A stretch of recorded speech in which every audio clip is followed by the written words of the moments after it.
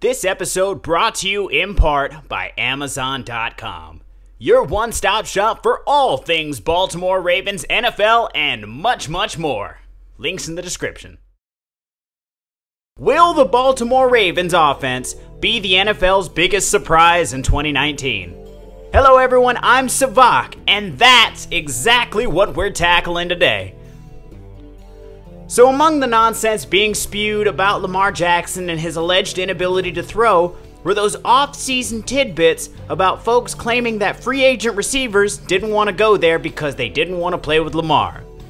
The misguided belief being that because they are a run-first team, that apparently means that there will be no passes thrown at all, and therefore no opportunities for glory. Can I just say that that kind of mentality only serves to perpetuate the stereotypes, A, that all wide receivers are divas, and B, that black people can't play quarterback. But never mind all that. The idea that receivers going there need to be prepared to block was being tossed around so much that even I, a fan of Lamar Jackson and one of the few people believing he will actually succeed, thought that it was a foregone conclusion that the Ravens would take DK Metcalf in the draft. The kid is an athletic freak, and I'm sure by now you've seen the famous social media picture, or the equally as famous video of Pete Carroll taking off his shirt to meet him. But if they were indeed going to need receivers to block a lot, that would have been the guy, right? Right, except they took Marquise Hollywood Brown. You know, Antonio Brown's cousin, the diminutive speedster out of Oklahoma. Unfortunately, an injury kept him out of the combine, so I don't have his numbers, but his film is pretty undeniable. This young man can fly. He can play outside, he can play in the slot, he's got sudden feet and can turn on a dime, making defenders miss, and that same burst of his can turn a short throw into a long touchdown run. He'll remind you a little bit of his cousin. That being said, he's not very big, hence diminutive. The biggest concerns about him are essentially his long-term durability and overall polish on his game. Needless to say, this dude is not a blocker. He's not expected to make contested catches or battle for 50-50 balls or any of that shit. Yet, he's still a game breaker with the ball in his hands. Which brings me to the other receiver they drafted, Miles Boykin. He better fits into the mold of what people thought they'd be after. Standing at 6'4", 220 pounds, this man is big. On film, he looks more like a tight end than a receiver, but he can also move. Now, while he's not quite as explosive as his smaller counterpart in Brown, Boykin did clock a 4.42 in the 40-yard dash, which is pretty damn quick for someone that size. Like most rookies, he'll have to clean up his route running and polish his game, but he's got the advantage of having all the natural tools.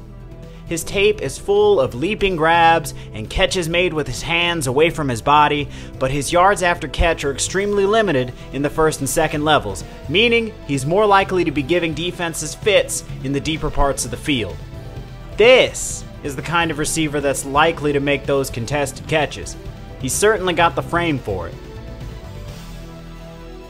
Outside of these two draftees, the Ravens retained Willie Snead for the time being, who's by the way excited to be there, and signed veteran Michael Floyd to shore up the depth chart. And we'll see how they all fit into place, but it's safe to say that this offense may not be what people were expecting it to be. Of course, their success hinges on the development of Lamar Jackson. Now, following the humbling loss in the first round of the playoffs, which, quick sidebar here, can we please stop acting like that loss was completely on Lamar? Remember, he was a rookie quarterback and the youngest quarterback to ever start a playoff game. He didn't come up with the game plan, or rather lack thereof. That was on the coaches, and he did what was asked of him.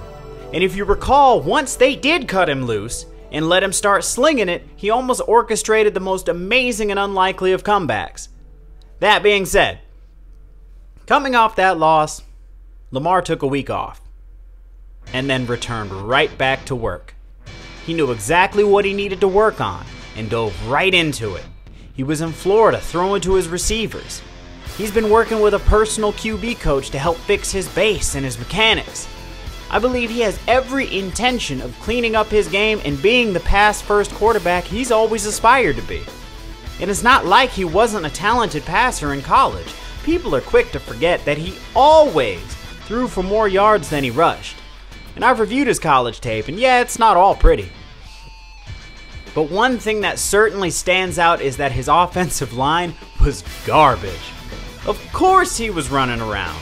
He was always under pressure. I'm thinking the Ravens offense may look a little different than it did last year, or a lot different. Either way, the Ravens aren't going to need Lamar to run it as much as he did last year. They're just going to need opposing defenses to think he's going to run it, which will ultimately leave somebody, if not multiple somebodies, open on the field. And when they get open, we'll really get to see what Lamar Jackson is truly made of. But don't forget, he's not alone on the ground, as the Ravens signed Mark Ingram, who should prove to be even more of a challenge than Gus Edwards was last year. And Gus Edwards averaged over 100 yards per game. And then there's this other tidbit of information I came across while I was researching something completely unrelated. So we all remember Mike Vick, right? He was a game changer that still holds a couple records for rushing quarterbacks. Lamar has gotten compared to him a couple times. I remember back when he was still in college, Michael Vick was saying while watching one of his games that he's 5 times better than I was at Virginia Tech.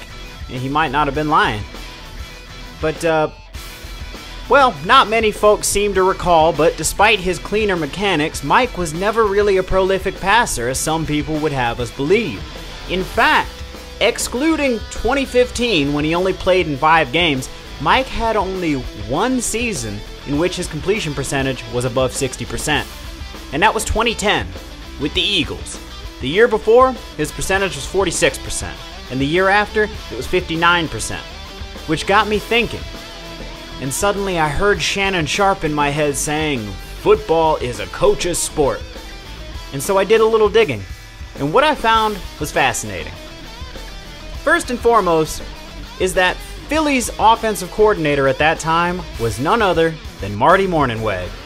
Sound familiar? It should, because he was the offensive coordinator Baltimore just let go of at the start of the offseason. But don't worry, we'll circle back around to his replacement in a second. Moving down the line, Philly's quarterback coach that year was a man by the name of James Urban. Well, on January 5th, 2018, the Ravens hired James Urban to be their quarterback coach.